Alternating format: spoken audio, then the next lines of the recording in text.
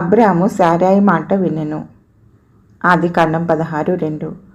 ఆదాము అదే చేశాడు. ఇక్కడ విశ్వాసుల తండ్రి అబ్రహాము అదే పని చేశాడు. ఇవన్నీ దేవుడు మనకు బుద్ధి కలగడం కోసమే రాయించాడు. అనేక సందర్భాలలో మనిషికి శత్రువులు తన ఇంటి వారే కావడం గమనించాలి. ఆధ్యాత్మిక జీవితంలో తరచూ మనకు బంధకాలుగా ఉరులుగా ఉండేది మనకు దగ్గర వారే. అవిశ్వాసులతో జోడుగా ఉండవద్దని రాసి ఉంది. అబ్రహాము కానాను దేశంలో 10 ఏండ్లు కాపురమున్న తరువాత భార్య శారాయి తన దాసి హాగర్ను ఐగుప్తురాల్ని తీసుకుని తన పెనిమిటి అబ్రహాముకు భార్యగా ఉండుటకు అతనికిచ్చెను. 3వ వచనం. ఈ చర్య అంతటిలో ఇమిడి ఉన్న ఆధ్యాత్మిక సత్యాలకు అబ్రహాము జవాబుకు చక్కటి వ్యాఖ్యానం గలతీ 4:22-26లో ఉంది. అబ్రహాము దేవుని వాగ్దానం కోసం కనిపెట్టగా శారాయి మాట విని హాగర్ను స్వీకరించడాన్ని బట్టి అబ్రహాము దాస్యం అనే బంధకంలో చిక్కుకుపోయాడు. దీనిని మన జీవితాలలో పోల్చుకోవచ్చు.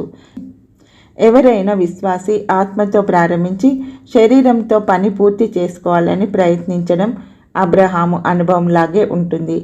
అబ్రహాము శారాయి మాట విని శోధనకు లొంగిపోయిన దాని పరిణామం వెంటనే కనిపించింది.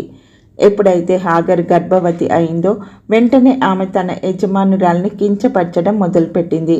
అంటే తన దృష్టిలో శారాయి క్రింద స్థాయిలో ఉన్నట్టు, తాను పైనున్నట్టు ఊహించుకుంది కాబోలు. శారాయి తను చేసిన తప్పుకు పశ్చాత్తాపపడి భర్తకు ఫిర్యాదు చేస్తున్నది. ఇప్పుడు పశ్చాత్తాపడినందువలన ప్రయోజనమేమిటి? తప్పును సవరించగలదా? నా ఉసురు నీకు తగులును, నేనే నా దాసిని నీ కౌగిటికిచ్చిన తర్వాత తాను గర్భవతినైతినని తెలుసుకొనినప్పుడు నేను దాని దృష్టికి నీచమైన దానినైతిని. నాకును నీకును యెహోవా న్యాయము తీర్చునుగాక. 5వ వచనం అంటున్నది. మాట్లాడే తీరు గమనించండి. తప్పుడు సలహా ఇచ్చింది తానే, తాను ఆశించిన ఫలితం బెడిసి కొట్టేటప్పటికీ భర్త నిందిస్తున్నది. మనిషి నైజం ఇదే. తన పొరపాట్లను కప్పిపుచ్చి తనకు కలిగిన కడగండ్లకు దేవుణ్ణి లేదా సైతానును నిందిస్తుంటారు. విచిత్రంగా లేదా?